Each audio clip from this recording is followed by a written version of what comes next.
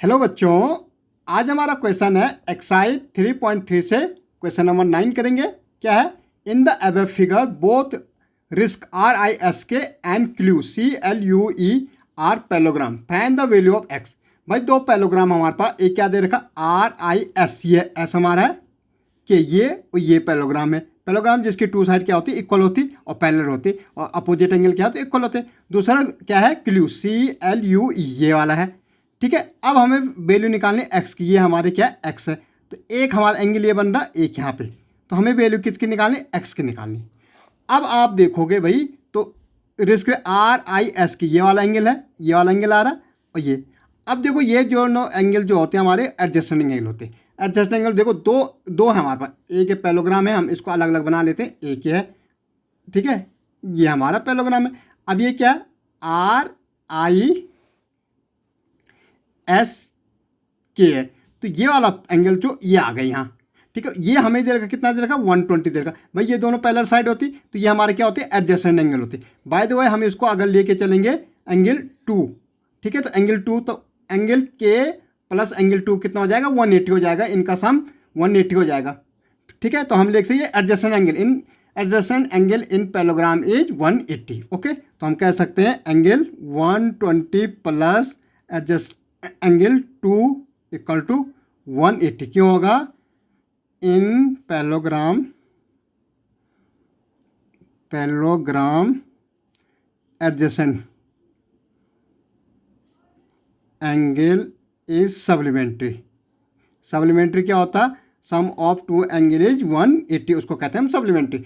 Some of two angle is 180 is called supplementary. इन दोनों का सम क्या हो रहा है, 180 हो रहा। तो एंगल 2 इक्वल टू कितना हो जाएगा भाई, 180 माइनस 120, तो एंगल 2 इक्वल टू कितना हो जाएगा, 60। अब हमें पता लग गया भाई ये तो 60 आ गया हमारा एंगल 2।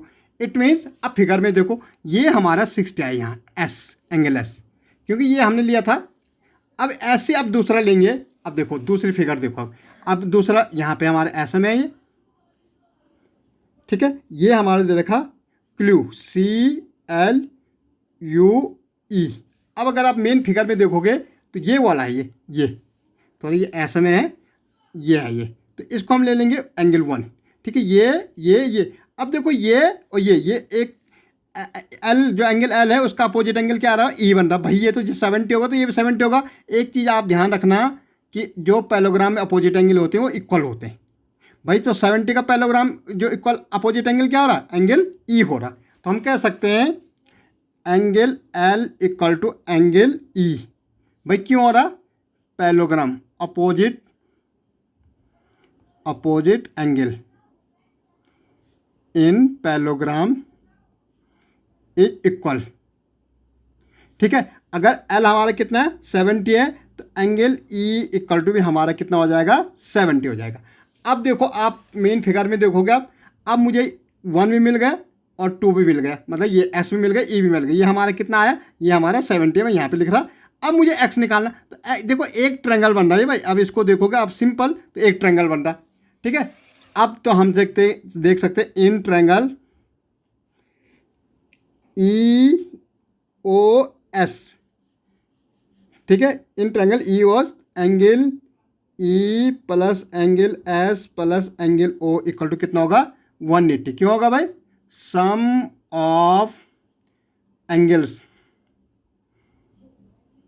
Of triangle is 180। भाई जो एंगल ट्रायंगल का एंगलों का सम होता है कितना होता है, 180 होता। तो एंगल ई हमारा कितना निकल रहा है भाई, 70 निकल रखा। एस कितना निकल रखा हमारा, 60 निकल रखा। हमें एंगल ओ चाहिए, तो 180। भाई इनको ऐड कर दो, 130 हो जाएगा। एंगल ओ इक्वल टू 180 और angle O equal to 180 minus 130। Okay, तो एंगल ओ इक्वल टू कितना आ जाएगा, 0, यहाँ 50 आ जाएगा। कितना आ जाएगा, एंगल ओ 50 आ जाएगा। ठीक है, एक चीज़ और देखने हमें, हमने जब फर्स्ट लिया था तो क्या इन पैलोग्राम, तो कौन सा पैलोग्राम लिया था हमने, RISK। ठीक है, और ये सेकंड में इन पैलोग्राम क्या था, ये CLUE क्लू में। ठीक है, तो ये ज़रूर लिखना है आपको। ओके।